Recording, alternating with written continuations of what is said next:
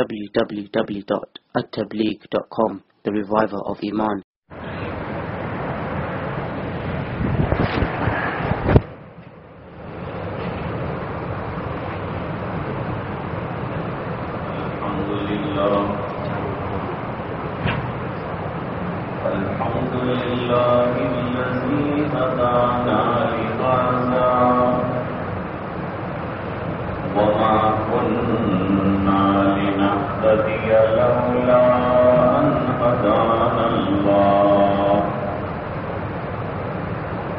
لقد جاءت رسل ربنا بالحق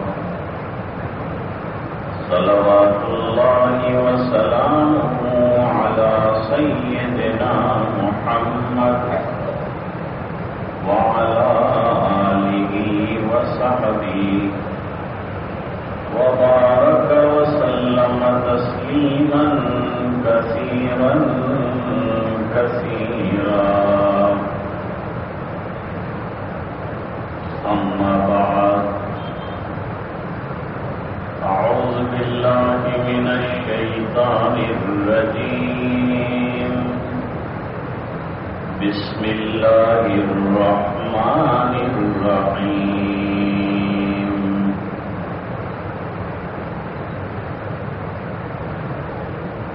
ولا تكونوا كالذين نسوا الله فأنساهم أنفسهم أولئك هم الفاسقون. صدق الله العظيم. اللهم صل على سيدنا محمد وعلى آل سيدنا محمد وبارك وسلم.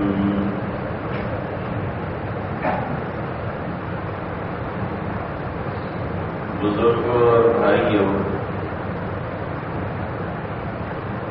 اور دینی ماں بہنیں،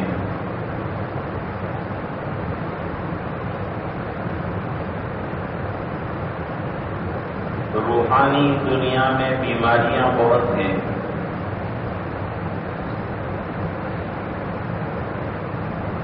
لیکن سب بیماریوں کی جڑ،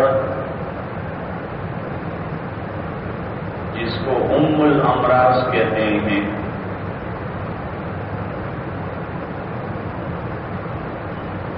وہ غفلت ہے.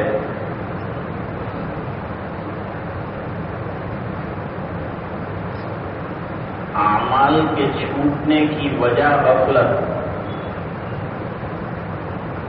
اور گناہوں کے ہو جانے کی وجہ بھی غفلت.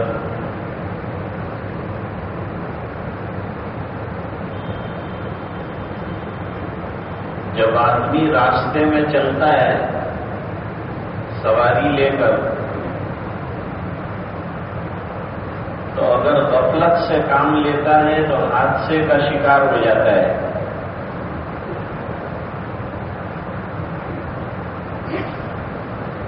سمندر میں مچھلی غفلت کی وجہ سے ماہی گیر کی شکار ہو جاتی ہے.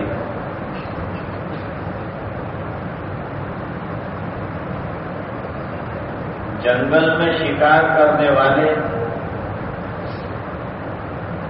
جنگل کے جانوروں کی غفلت سے فائدہ اٹھا کر شکار کر لیتے ہیں.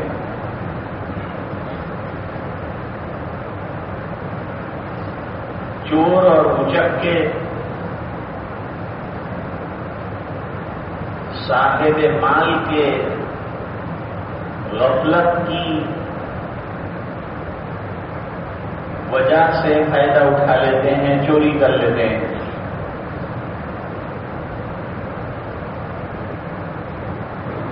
روزانہ ویڈیو آتے ہیں کہ کیسی چالاکی سے لوگ دکاندار کو غفلت میں ڈالتے ہیں اور مال اینٹ لیتے ہیں.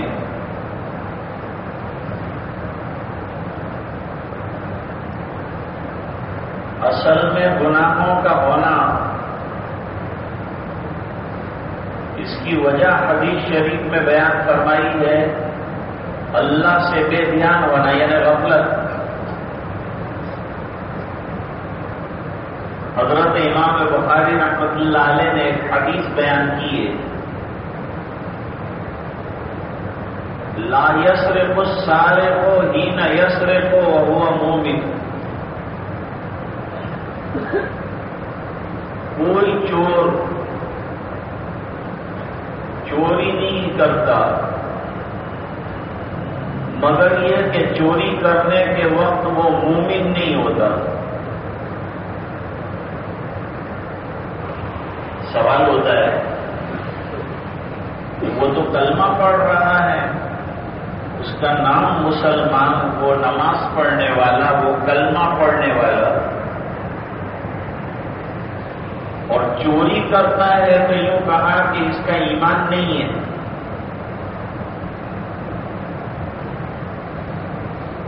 علماء نے اس کی تشریح یہ کی کہ ایمان اصل میں نام ہے اللہ کے دھیان کا۔ کیا اللہ کا دھیان؟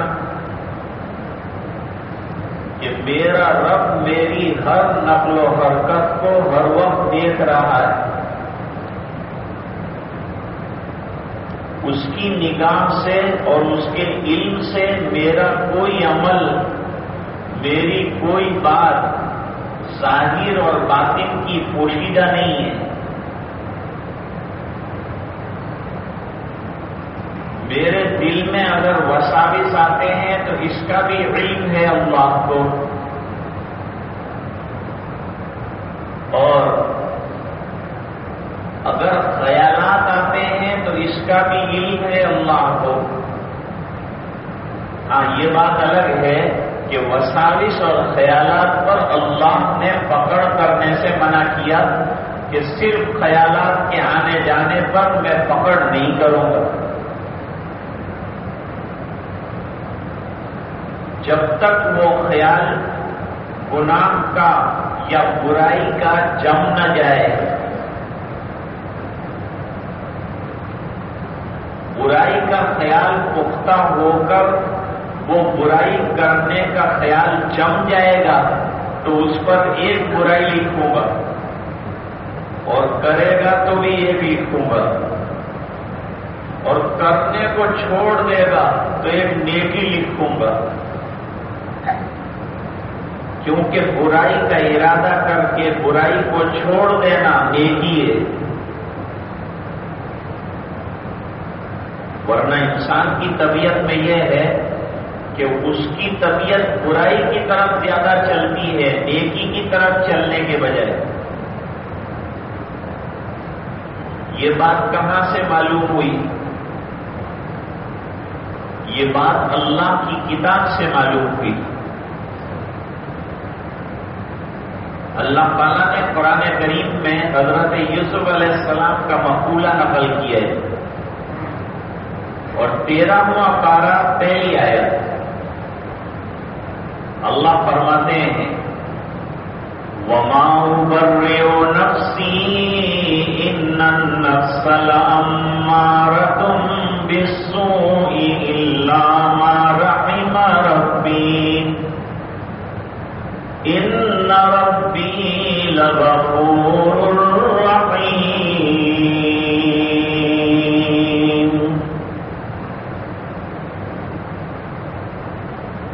یہ تفصیلی واقعہ ہے، سننے کے قابل ہے، لیکن واقعہ اس لیے نہیں سننا چاہیے کہ مزہ آ جائے گا۔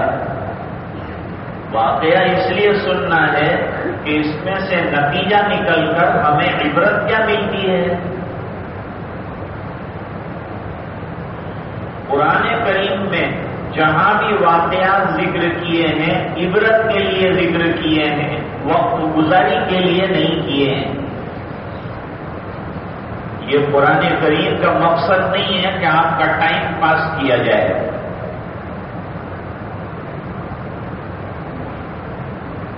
ٹرینوں کے اندر اتنی کتابوں کا پلندہ لے کر بیچنے والا آتا ہے، وہ یہ نہیں کہتا کہ لٹریچر خرید کر اپنا علم بڑھائیے، وہ یوں کہتا ہے ٹائم پاس. اس نے اس کا نام ٹائم پاس رکھا ہے. وہ نہیں جانتا کہ یہ کتاب لکھنے والے نے کتنی محنتوں کے بعد یہ کتاب لکھی ہوگی اور یہ بیچ رہا ہے سستے میں اور کہتا ہے کہ ٹائم پاس کرو. ٹائم کو قیمتی بنانا ہو تو علم حاصل کرو. اللہ نے ہمیں علم حاصل کرنے کے لیے دنیا میں بھیجا ہے. نبی کو علم سے نوازا گیا. نبی کا علم سب سے اونچا ہوتا ہے. واقعات میں لکھا کہ حضرت یوسف علیہ السلام اور زلیخا کا واقعہ پیش آیا جو قرآن کریم میں ہے, سورہ یوسف میں ہے. اور سورہ یوسف ایسی سورت ہے کہ ایک سورت میں ایک ہی قصہ مکمل اور مسلسل بیان ہوا ہے. جیسے سورہ نوح کے اندر صرف نوح علیہ السلام کا پورا واقعہ مکمل اور مسلسل بیان ہوا ہے. ورنہ قرآن کریم کا یہ بھی دستور نہیں ہے کہ کوئی واقعہ مکمل اور مسلسل بیان کرے. ضرورت کے مطابق بیان کرتے ہیں, نتیجہ نکال کر آگے بڑھ جاتے ہیں. تو ہم لوگ بھی وہ واقعہ ذکر کرتے ہیں اور اتنا ہی حصہ ذکر کرتے ہیں. تقریر کے بعد لوگ پوچھتے ہیں مولانا وہ واقعہ بیچ میں سے آپ نے چھوڑ دیا. میں نے کہا وہ اس لیے چھوڑا کہ قرآن نے چھوڑ دیا. قرآن نے جتنا بیان کیا اتنا میں نے آپ کے سامنے رکھا. واقعہ نگاری مقصد نہیں تھا, عبرت حاصل کرنا مقصد ہے.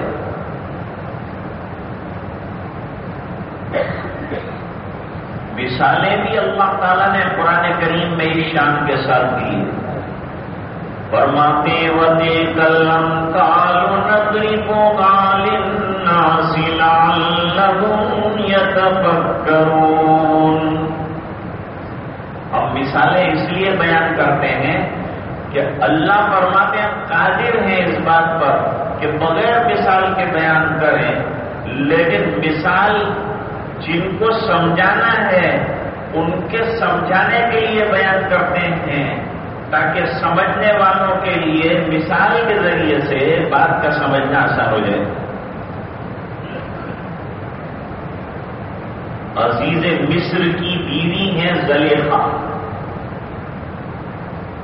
اور فریفتہ ہو گئی حضرت یوسف علیہ السلام کے حسن پر. اس نے بہت داؤ لگائے لیکن ادھر ہونے والے نبی ہے اور اس کی پاک دامنی کا امتحان ہے. گھیر لیا حضرت یوسف علیہ السلام کو اوپر والے کمرے کے اندر اور لاک کر دیا اور پھر اپنی خواہش پوری کرنے کی بات کہی. اب آدمی اپنے ایمان کی خبر لے اور یہ سوچے کہ میرا رب دیکھ رہا ہے, مجھے میرے رب کو جواب دینا ہے, یہ خیال ہو تو خواہش پر کنٹرول حاصل کر سکتا ہے اور گناہ سے بچ سکتا ہے, ورنہ بہہ جائے گا, سلیپ ہو جائے گا. فوری طور پر کیا جملہ کہا جب یہ گناہ کی دعوت پیش کی تو کیا جملہ کہا وہ قرآن کریم نے نقل کیا ہے. پہلا جملہ کہا حضرت یوسف علیہ السلام نے, قال معاذ اللہ. آج گناہ دنیا میں چاروں طرف پھیلے ہوئے ہیں, زبان کے, آنکھوں کے, کانوں کے, دل دماغ کے گناہ چھائے ہوئے ہیں بادلوں کی طرح اور آدمی کا اس میں بچنا انتہائی طور پر مشکل ہے بشرطے کہ اس کو اللہ کا دھیان ہر وقت نصیب ہو, بچ جائے. اللہ بچا لیں گے, اس لیے اللہ سے گناہوں سے بچا لیے جانے کی درخواست کرنی چاہیے کہ اللہ میں تو کمزور ہوں, تو نہ بچائے تو میں پھسل جاؤں.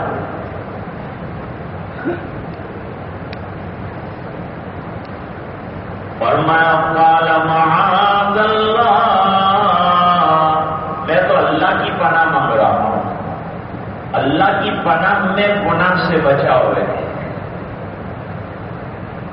انہ ربی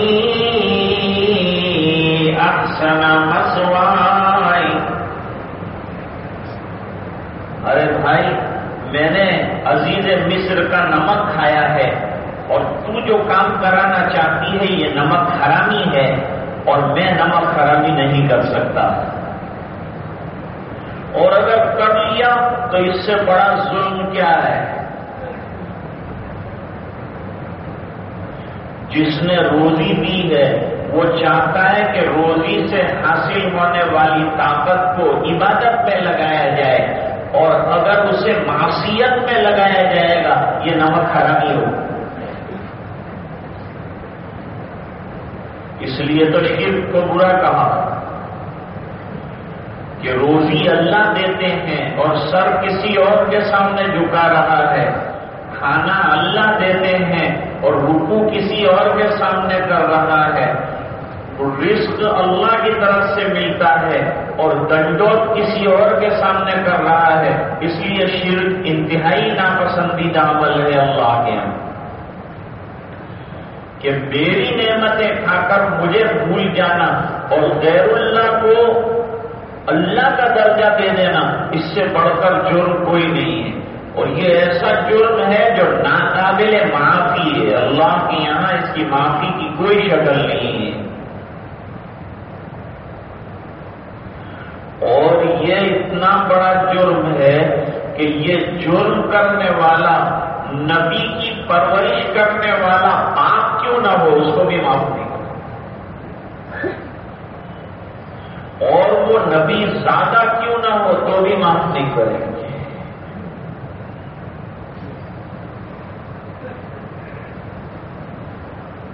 انہ لا یفلح الظالمون، اللہ ظالموں کو کامیاب نہیں کرتے.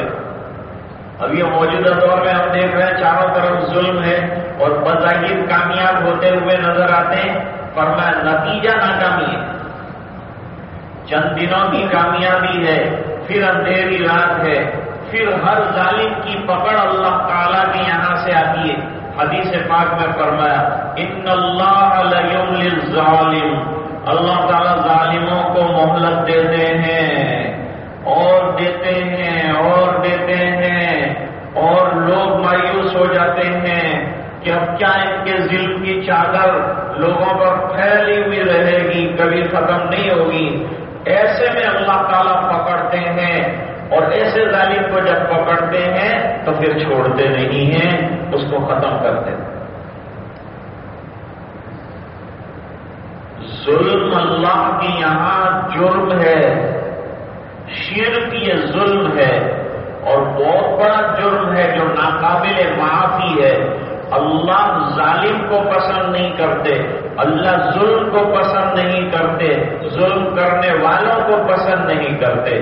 اسی لیے مظلوم کو پسند کرتے ہیں، اس کے لیے دعا کے دروازوں کو کھلا رکھا ہے کہ وہ ہاتھ اٹھائے گا تو راستے میں رکاوٹ نہیں ہے، اس کی دوا، اس کی دعا عرش کے دروازے کھٹکھٹانا شروع کر دے.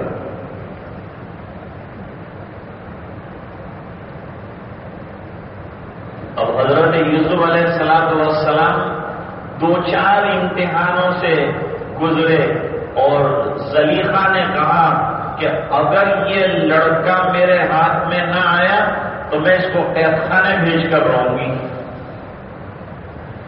مظلوم ہیں، حضرت یوسف قید خانے میں گئے ہیں. مظلومانہ طور پر قید خانے کے اندر جانا یہ انبیاء کا شیوا رہا ہے، یہ اہل حق کا شیوا رہا ہے. حضرت مدنی ایک عرصے تک رہے، مولانا ابوال کلام آزاد ایک عرصے تک رہے، حضرت شیخ الہند ایک عرصے تک رہے، مولانا عبدالرحیم ایک عرصے تک رہے. تو یہ قید خانے میں مظلومانہ طور پر رہنے کی ایک تاریخ ہے علماء. مجدد الفسانی رحمت اللہ علیہ عرصے تک رہے.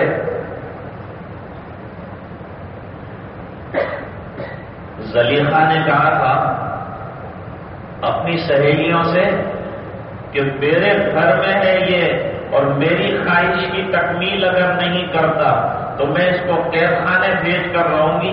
تو حضرت یوسف علیہ السلام نے کہا قال رب السجن احب الی مما یدعوننی الیہ وَإِلَّا تَصْرِفْ عَنِّي كَيْدَهُنَّ أَصْبُ إِلَيْهِنَّ وَأَكُن مِّنَ الْجَاهِلِينَ.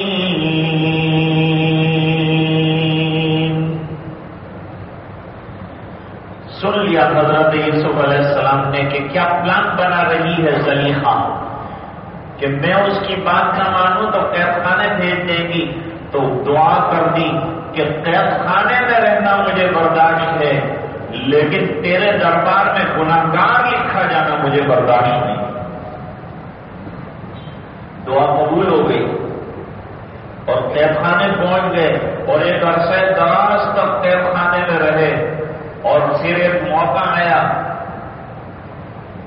جب حضرت یوسف علیہ السلام کو دربار میں طلب کیا گیا تو حضرت یوسف علیہ السلام نے کہا قید خانے سے اٹھاؤ گے سیدھا لے جا کر دربار میں کھڑا کرو گے تو پیچھے سے لوگ جو ہے چیمی گوئیاں نہیں کریں گے کہ ابھی تک تو قیدی تھا اب درباری بن گیا بادشاہ کا مقرر بن گیا اور چند دنوں کے بعد نبوت کا دعویٰ.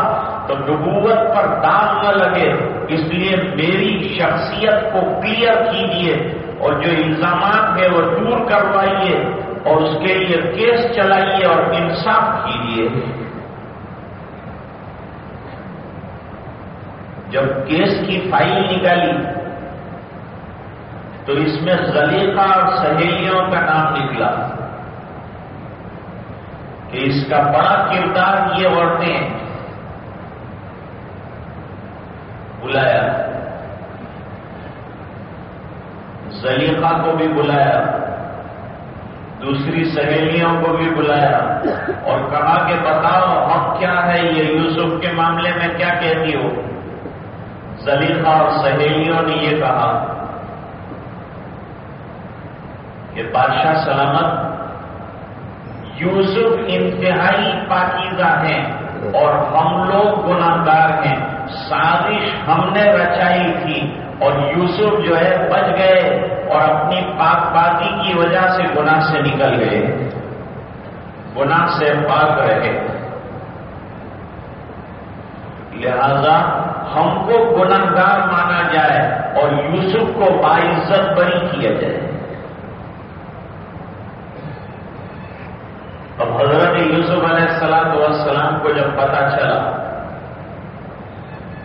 اور بادشاہ نے کہلوایا کہ تم کو باعزت بری کیا جاتا ہے تم گناہ سے بچ گئے اور تم نے اپنے آپ کو پاک رکھا اپنے دامن کو زنا اور گناہ کے داغ سے ملوث نہیں ہونے دیا. یہ بات خود زلیخا اور اس کی سہیلیوں نے پر سر دربار کہی ہے. تو حضرت یوسف علیہ السلام ہونے والے نبی ہیں. ہم ہوتے تو خوب اپنی بڑائیاں کے دیکھا نا میں پہلے سے کہتا تھا کہ میں ایسا ہوں میں ایسا ہوں میں اتنا پاک دامن ہوں. اپنی صفائیاں بیان کرنا شروع کر دیتے اور مٹھائیاں تقسیم کرنا شروع کر دیتے کہ لو بھائی میں بری ہو گیا. کیونکہ یہاں تو جو وہ ذرا قید خانے میں جاتے ہیں وہ باہر مٹھائیاں تقسیم کرتے ہیں کہ اب ہمارا کام ہو جانے والا ہے. قید خانے میں آنا ہماری کامیابی کی دلیل ہے.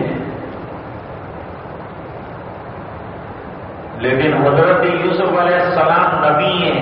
نبی کا کردار کیا ہوتا ہے نبی کے اخلاق کیا ہوتے ہیں نبی نے اپنے نفس کو کتنا دھویا ہوتا ہے کتنا اپنے آپ کو قابو میں کیا ہوتا ہے کتنا اپنے آپ کو متواضع کیا ہوتا ہے وہ قرآن کریم بتلائے گا. حضرت یوسف علیہ السلام نے فرمایا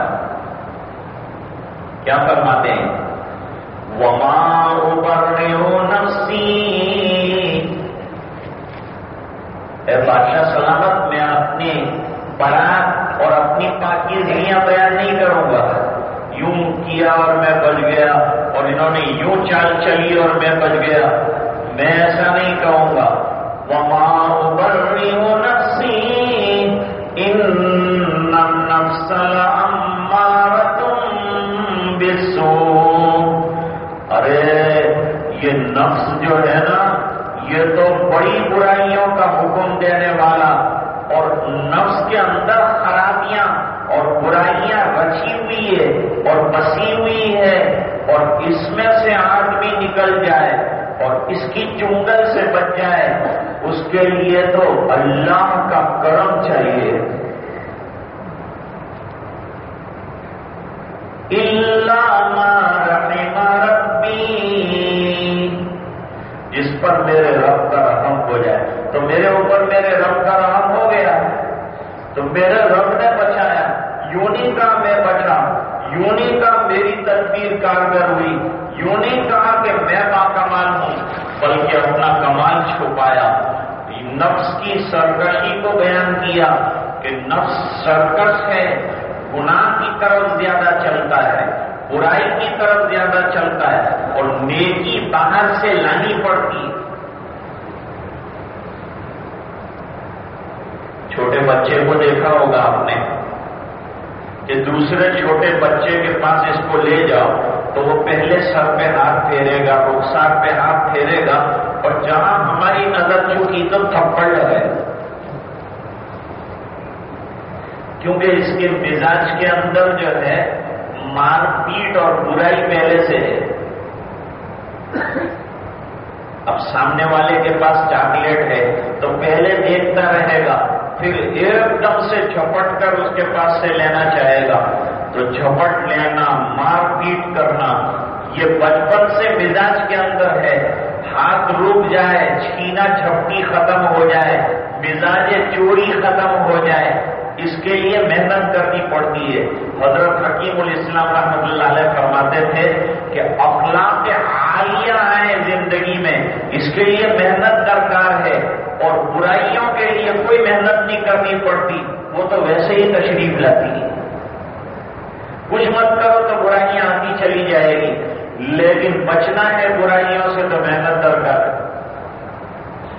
اور ایک مثال دیتے ہیں کہ ایک آدمی نے شاندار مکان بنایا ہے، رنگ روغن کیا ہے، پلاسٹر کیا ہے، اندر سے ٹائلس لگایا ہے، کلر اچھا کیا ہے۔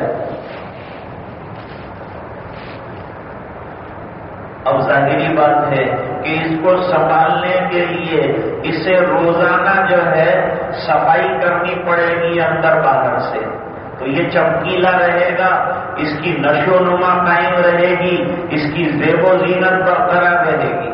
تو آپ محنت کر رہے ہیں روزانہ اس کو برقرار رکھنے کے لیے، اس کو بچانے کے لیے، اس کو لانگ لاسٹنگ بنانے کے لیے محنت کر رہے ہیں، لیکن کوئی یہ چاہے کہ یہ مکان برباد ہو جائے، تو برباد ہو جائے تو پہلے تو جھاڑو دینا چھوڑ دیجیے، صفائی کر دینا چھوڑ دیجیے، پوچھا لگانا چھوڑ دیجیے، اور جو جھپٹیاں مار رہے ہیں کھڑکیوں پر وہ چھوڑ دیجیے۔ تو آہستہ آہستہ انڈیا غبار کا مرکز ہے، اس میں مرکز سے غبار آتا جائے گا، ڈھیر لگتے جائیں گے، یہ مکان نیا ہے یہ بھی پتہ نہیں چلے گا۔ بیرونی ممالک میں ہم جاتے ہیں، 10 سال کے بعد بلڈنگ دیکھتے ہیں، ایسا لگتا ہے آج بنی ہے۔ یہاں ایک بلڈنگ 1 سال کے بعد دیکھتے ہیں، ایسا لگتا ہے کہ 25 سال پرانی ہے۔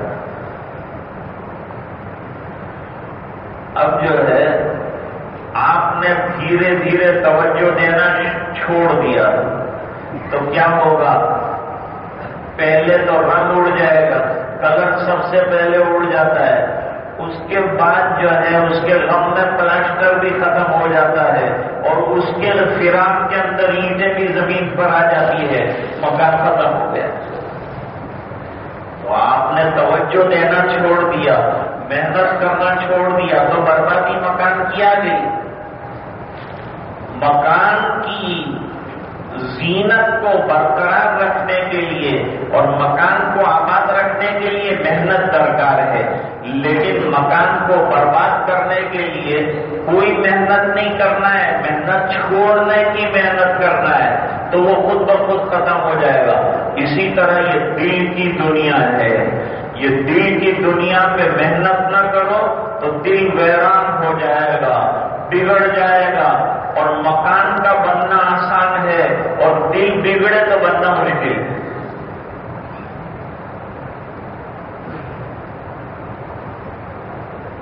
شاعر نے یہی بات کہی، دل کا بگڑنا سہل سہی، بننا سہل نہیں پائی۔ ہاں، بگڑے گا تو آپ نے توجہ دینا چھوڑ دیا۔ اللہ والے دل کو بنانے کے لیے کیا کرتے ہیں؟ دل پر توجہ دیتے ہیں، اور توجہ کی برکت سے دل بنتا جاتا ہے، بنتا جاتا ہے۔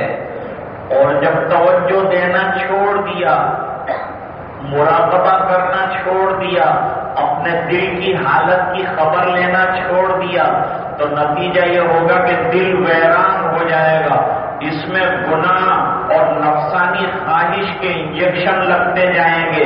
نتیجہ یہ ہے کہ نہ عبادت پہ دل لگے گا، نہ طاعات کے اندر کوئی مزہ آئے گا۔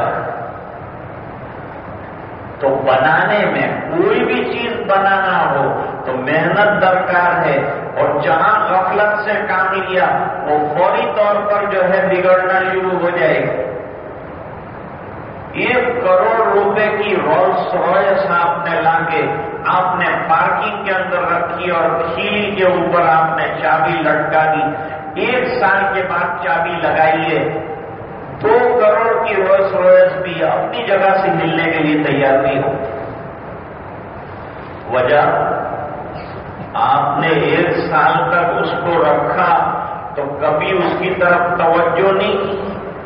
تو یہ دل کی گاڑی پر اگر توجہ نہیں دیں گے، ذکر اللہ نہیں کریں گے، اللہ اللہ نہیں کریں گے، تو یہ دل کے اوپر زنگ لگ جائے گا، کاٹ چڑھ جائے گا، رشت لگ جائے گا، اور یہ کچھ کام کا نہیں رہ جائے گا۔ اس بنا پر اس کو پالش کرنا پڑتا ہے، اور یہ پالش ذکر اللہ ہے۔ جتنا اللہ کا ذکر ہوگا اتنا دل کا بگاڑ دور ہوتا جائے گا اور بناؤ آتا جائے گا، دل کام کا بنتا چلا جائے گا، ورنہ یہ دل مردہ ہو جائے گا۔ کیوں بھائی؟ اگر ہماری باڈی کو غذا نہ ملے، پانی نہ ملے، کھانا نہ ملے، وقت پر بیماری کی دوا نہ ملے، تو ظاہری بات ہے کہ باڈی مر جاتی ہے اور ختم ہو جاتی ہے۔ اس طرح دل کو اگر اس کی غذا نہ ملے، یعنی اللہ کی یاد نہ ملے، ذکر اللہ کا پانی نہ ملے، تو دل کا یہ پودا بھی مر جاتا ہے۔ دل مردہ دل نہیں گئے، اسے زندہ کر دوبارہ۔ دل مردہ دل نہیں گئے، اسے زندہ کر دوبارہ، کہ یہی ہے ملتوں کے مرض کوہن کا چارہ۔ مرض کوہن کے معنی یہ پرانی بیماری ہے۔ انبیاء کرام کیا کرتے ہیں اور شیطان کیا کرتا ہے؟ انبیاء کرام کی توجہ کا مرکز لوگوں کا دل ہوتا ہے، وہ دل پر محنت کر کے دل کو دل بنا دیتے ہیں، اور شیطان وہ دل کو بگاڑنے والی محنت کرتا ہے کہ گناہوں کے وساوس ڈال کر نفسانی خواہشات سے اسے سجا کر ایسا گناہوں کو کر کے پیش کرتا ہے کہ دل کا بگاڑ بڑھتا چلا جاتا ہے، اس حد تک بڑھ جاتا ہے کہ وہ اس اسٹیج پر پہنچتا ہے جہاں اس کی اصلاح کی کوئی شکل نہیں ہوتی۔ اس لیے ہر وقت اپنے دل کا خیال رکھیے، میں عرض کر رہا تھا کہ قرآن کریم کی یہ آیت کریمہ نے بہت چونکانے والی بات کہی. دیکھو، دوستوں کے ساتھ فون پر 4 دن 5 دن بات نہیں ہوئی تو ہم کہتے ہیں یار تو نے تو بالکل بلا دیا میرے کو، اپنے اتنے تعلقات تھے بالکل بلا دیا. کتنا شکایت کرتے ہیں.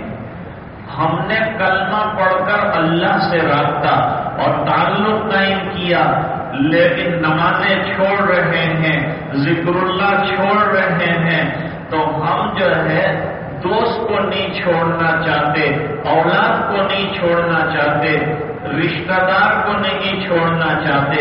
تو پھر کیا بات ہے کہ ہمارے پیدا کرنے والے کو چھوڑنا چاہتے ہیں؟ اس کو کیوں بھول جاتے ہیں؟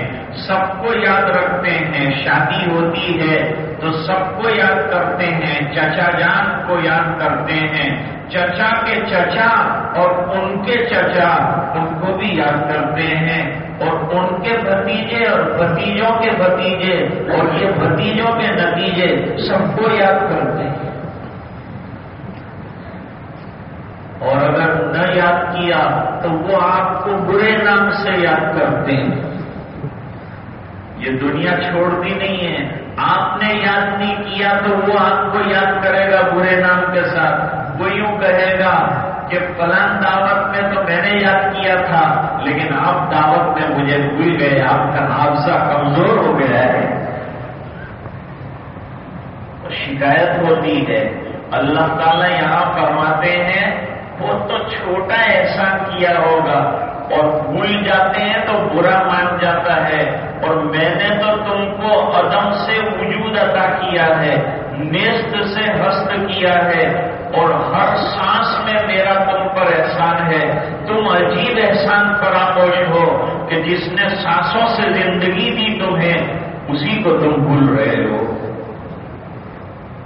اللہ فرماتے ہیں وَلَا تَكُونُوا كَالَّذِينَ نَسُوا اللَّهَ فَأَنسَاهُمْ أَنفُسَهُمْ أُولَئِكَ هُمُ الْفَاسِقُونَ. ان لوگوں کی طرح مت ہو جانا جنہوں نے اپنے پیدا کرنے والے کو بلا دیا. چیزوں میں گم ہو گئے، اسباب میں گم ہو گئے، دکانوں میں گم ہو گئے، تجارتوں میں گم ہو گئے، مال میں گم ہو گئے، رشتوں میں گم ہو گئے، دوستوں میں گم ہو گئے، کھانوں میں گم ہو گئے، ملنے والوں میں گم ہو گئے، گلستانوں میں گم ہو گئے، باغوں میں گم ہو گئے، ہوٹلوں میں گم ہو گئے. ان لوگوں میں سے مت ہونا کہ جنہوں نے اللہ کو بلا دیا گم ہو گئے، اس بنا پر کہ تمہارا رب تو وہ ہے کہ تمہارے بھلانے کے باوجود وہ تمہیں بلاتا نہیں، اس بنا پر کہ اگر وہ بلا دے تو تمہارا سانس لینا مشکل ہو جائے. یاد دلایا. دوسری جگہ ارشاد فرمایا فَاذْكُرُونِي يَذْكُرْكُمْ وَاشْكُرُوا لِي وَلَا تَكْفُرُونَ. میں تو تمہیں یاد کر رہا ہوں، میں تو تمہیں یاد رکھے ہوئے ہوں، اس بنا پر کہ ہر وقت تمہاری آنکھوں کی روشنی سلامت رکھی، تمہاری قوت شنوائی سلامت رکھیے، تمہاری قوت گویائی سلامت رکھیے، تمہارا ہاتھ سے چھونا یہ طاقت بھی میں نے سلامت رکھی ہے، تمہیں چلنے کی طاقت بھی سلامت رکھی ہے، تمہارا کھانا ہضم ہونے کی طاقت بھی برقرار رکھی ہے، تمہاری جوانی بھی برقرار رکھی ہے، تمہارے بالوں کی سیاہی بھی برقرار رکھی ہے، تمہاری آنکھوں کی روشنی بھی برقرار رکھی ہے، تمہاری چمڑی کی جمال اور حسن کو بھی برقرار رکھا ہے. پھر کیا بات ہے جس نے تمہیں اتنا یاد رکھا تم اسے یاد نہیں نہیں کرتے، بھول جاتے ہو۔ فرماتے یاد دلاتا ہوں فاذکرونی اذکرکم، میں تو یاد کرتا ہوں میرے بندوں مجھے بھول مت جاؤ۔ کیوں؟ اس بنا پر کہ اگر بھول جاؤ گے نتیجتاً میں بھی تمہیں نظر انداز کر دوں گا، اور جس کو میرا رب نظر انداز کر دے دنیا میں اس پر نظر ڈالنے والا کوئی نہیں۔ آج پوری دنیا ہم کو نظر انداز کرتی ہے اس بنا پر کہ ہم نے اپنے رب کو نظر انداز کر دیا ہے، اپنے پیدا کرنے والے کو نظر انداز کر دیا ہے۔ تو اس کا نتیجہ کیا نکلا؟ اللہ فرماتے ہیں ان لوگوں کی طرح نہ ہونا جنہوں نے بھلا دیا اپنے پروردگار کو اور پیدا کرنے والوں کو۔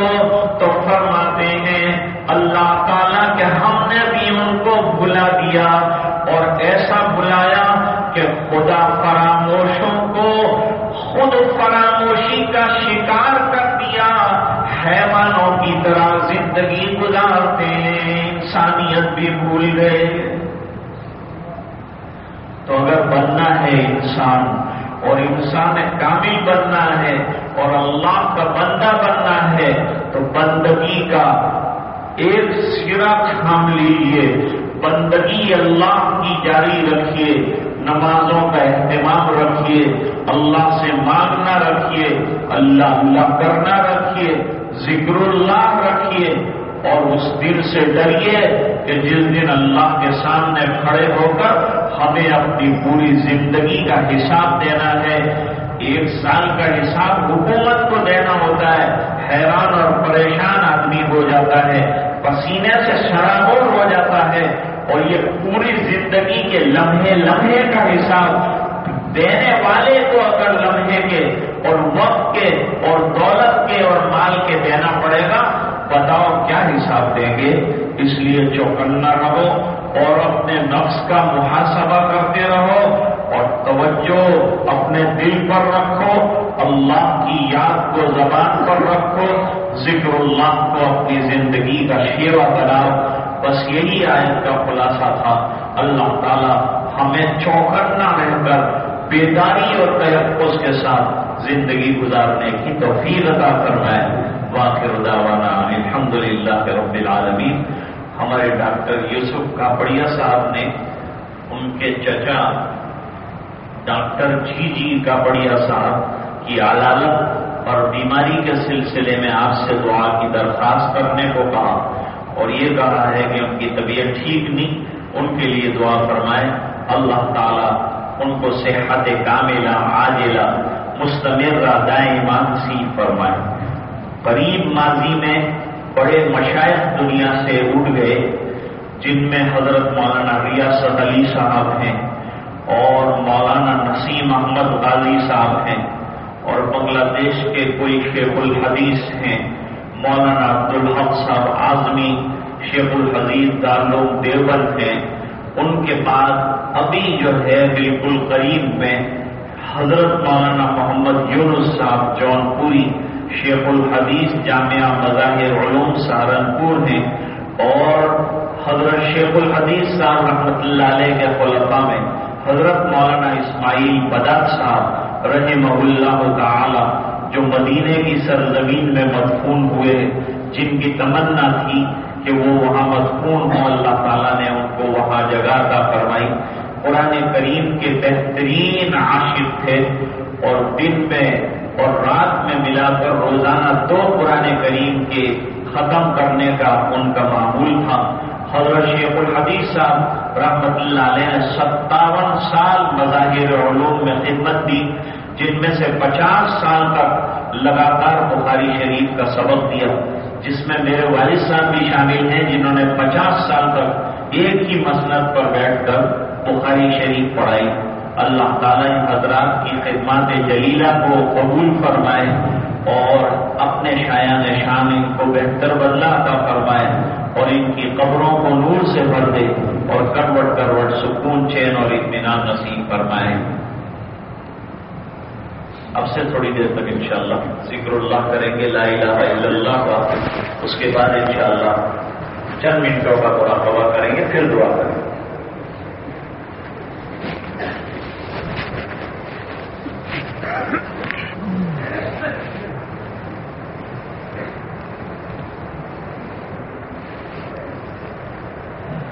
تیرے سوا معبود حقیقی کوئی نہیں ہے، کوئی نہیں، اور تیرے سوا مسجود حقیقی کوئی نہیں ہے، کوئی نہیں، اور تیرے سوا مقصود حقیقی کوئی نہیں ہے، کوئی نہیں. اب دوران بس قدم آخر گرد زبان میرے الہ، لا الہ الا اللہ، لا الہ الا اللہ.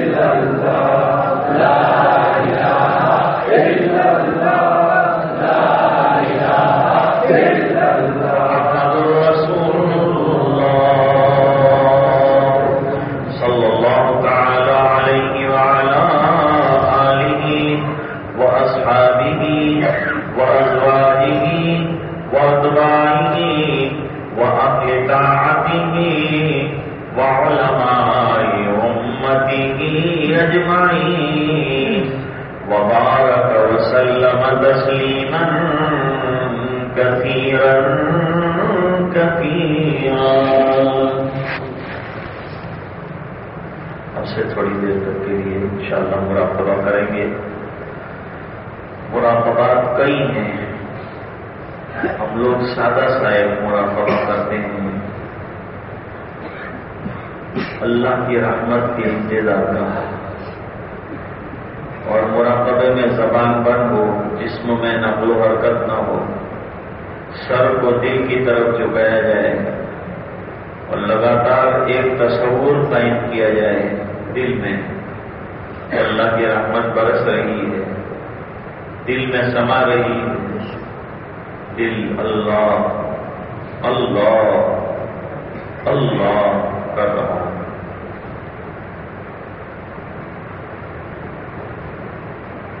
ظاہری بات ہے کہ یہ اللہ کے دھیان کو قائم کرنے کے لیے یہ مراقبہ کیا جاتا ہے. تو اب سے تھوڑی دیر تک ہم مراقب رہیں گے، پوری توجہ کے ساتھ، انابت کے ساتھ، حضور قلب کے ساتھ یہ مراقبہ کرنا ہے. اللہ کی رحمت برس رہی ہے، دل میں سما رہی ہے، دل اللہ اللہ اللہ کر رہا ہے. اب مراقبہ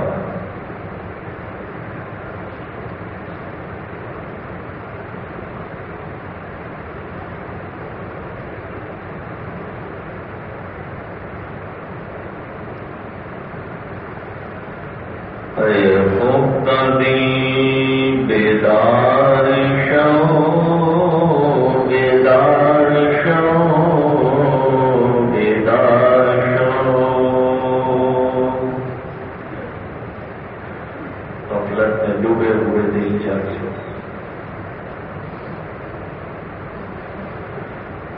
در ذکر حق مشغول شو، مشغول شو، مشغول شو.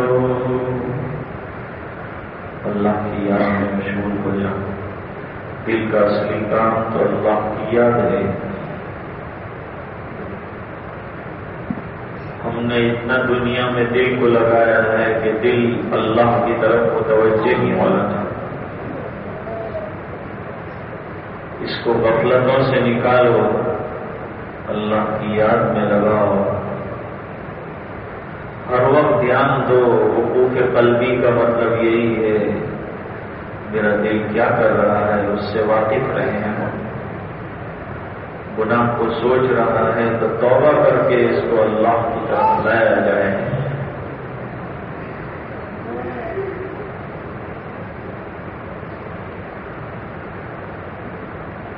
عزیزوں، دوستوں، یاروں، یہ دنیا دار پانی ہے.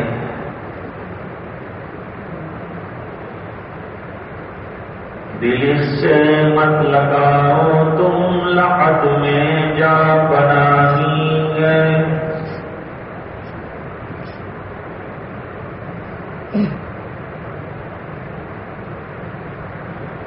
تو آیا مغرطات فسال ذات دنیا میں، عقل کوئی گئی تیری یہ کیسی نادانی ہے.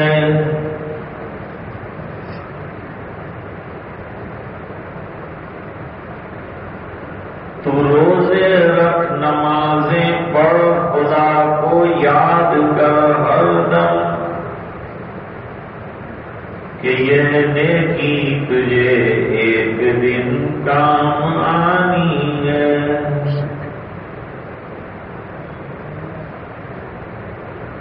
اللہ اللہ اللہ اللہ.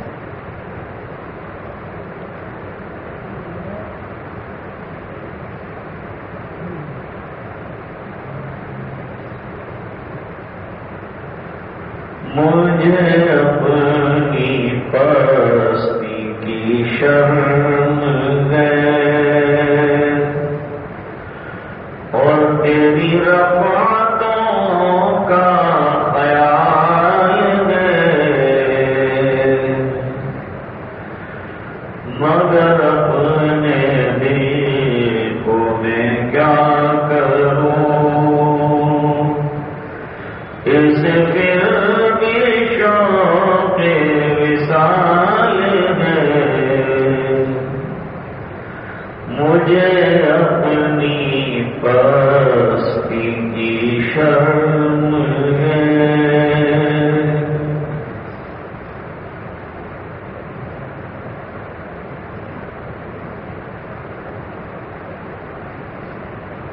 کس سے مانگیں کہاں جائیں، کس سے کہیں،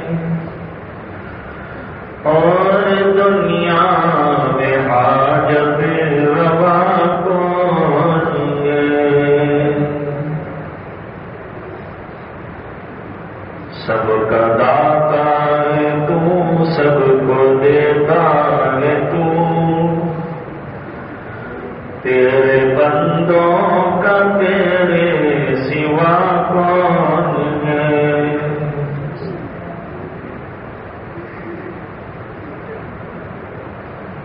کون مقبول ہے، کون مردود ہے؟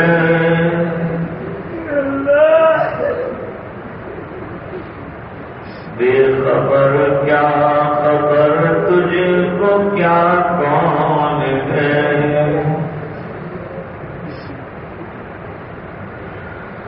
جب تلیں گے عمل سب کے میزان پر، تب کھلے گا کہ کھوٹا کرا کون ہے؟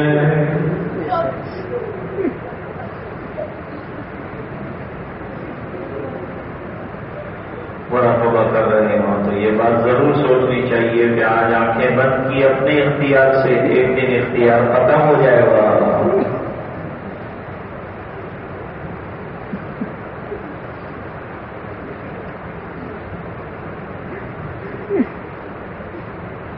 اور مجھے اللہ کے سامنے جواب دینا پڑے گا۔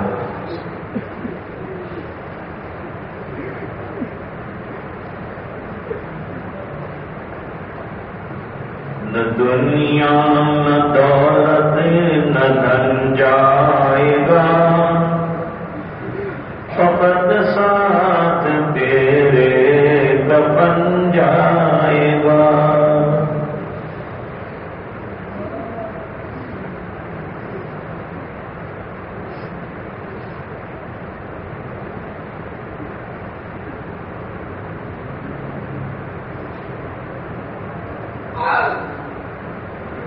لا الہ الا اللہ محمد رسول اللہ صلی اللہ علیہ وسلم۔ اللهم صل علی محمد وبارک وسلم۔ اللهم لك الحمد كله ولك الملك كله ولك الشكر كله واليك يرجع الامر كله۔ اللهم لك الحمد كما انت اهل، وصل على محمد كما هو اهل، وافعل بنا ما انت اهل، انك انت اهل التقوى واهل المغفرة۔ آتنا في الدنيا حسنة وفي الآخرة حسنة وقنا عذاب النار، وقنا عذاب القبر، وقنا عذاب الحشر، وقنا عذاب الفقر، وقنا عذاب الدين، واحشرنا يوم القيامة مع الأبرار۔ اللهم إن قلوبنا ونواصينا وجوارحنا بيدك، لم تملكنا منها شيئا، فإذا فعلت ذلك بنا فكن أنت ولينا واهدنا إلى سواء السبيل۔ اللهم آت نفوسنا تقواها وزكها أنت خير من زكاها، أنت وليها ومولاها۔ اے اللہ ہمارے گناہوں کو معاف فرما۔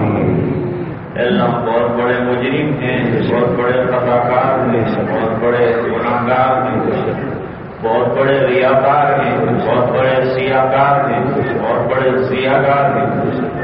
اے اللہ پھر بھی تیری رحمتوں کے امیدوار ہیں، اے اللہ پھر بھی تیری مغفرتوں کے خاصگار ہیں۔ اللہ اپنے دروازے سے ہمیں نکال نہ دے، اے اللہ ہمیں محروم نہ فرما۔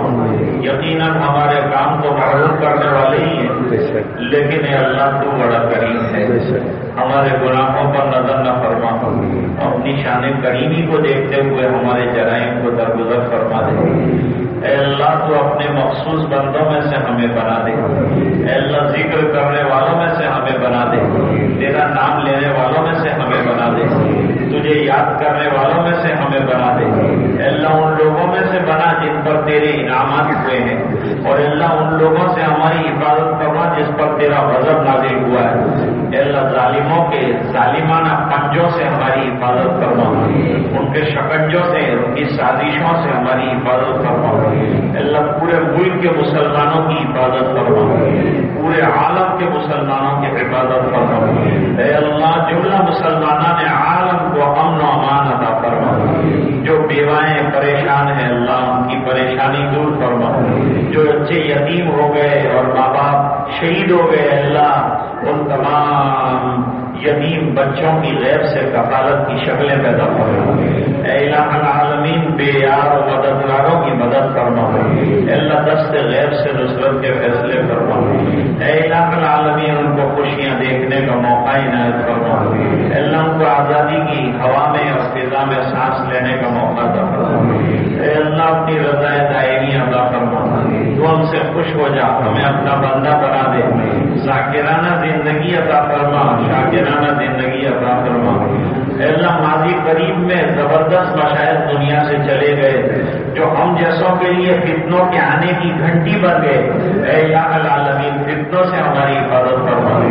اے اللہ یہ مشاہد کے جانے کے بعد آنے والے فتنے اور آزمائشوں سے ہماری حفاظت فرما. اللہ کرم کی بھیک دے دے. اے اللہ ان بزرگوں کی مغفرت فرما دے، ان کی خدمات کا بہترین بدلہ انہیں عطا فرما دے. اے الہ العالمین اداروں کی حفاظت فرما، مساجد کی حفاظت فرما. اے اللہ جو بیمار ہیں انہیں شفا کاملہ عطا فرما، جو پریشان ہیں ان کی پریشانیاں دور فرما. اے اللہ اس پورے مجمع کی مغفرت فرما. اے اللہ خواتین کا ایک بہت بڑا مجمع کسی اور جگہ بیٹھا ہے، اے اللہ انہوں نے بھی ہاتھ پھیلائے ہیں. اللہ الہ تو ان کے بھی تمام دعاؤں کو سن لے. اے اللہ غیر سے نصرت کے فیصلے فرما دے، حاجت براری کی شکلیں پیدا فرما دے. اے اللہ ضرورت مندوں کی ضرورتوں کو پورا فرما دے. اے اللہ گھریلو جھگڑے ختم فرما دے. اندرونی بیرونی آسمانی زمینی تمام مسائل اور آرام سے اللہ حفاظت فرما دے. اے اللہ جو مشائخ دین کے کاموں میں لگے ہیں ان کی عمروں میں برکتیں عطا فرما دے، اور جو قید و بند کی صعوبتیں برداشت کر رہے ہیں اللہ باعزت رہائی کے فیصلے فرما. اے اللہ جب تک زندہ رکھتے ہمیں ایمان پر زندہ رکھتے، جب وقت آخر ہوئے اللہ کلمے کے ساتھ دنیا سے جانا نصیب فرمائے. دعائیں اپنے فضل و کرم حبیب پاک صلی اللہ علیہ وسلم کے صدقے میں منظور فرما. برحمتک یا اللہ.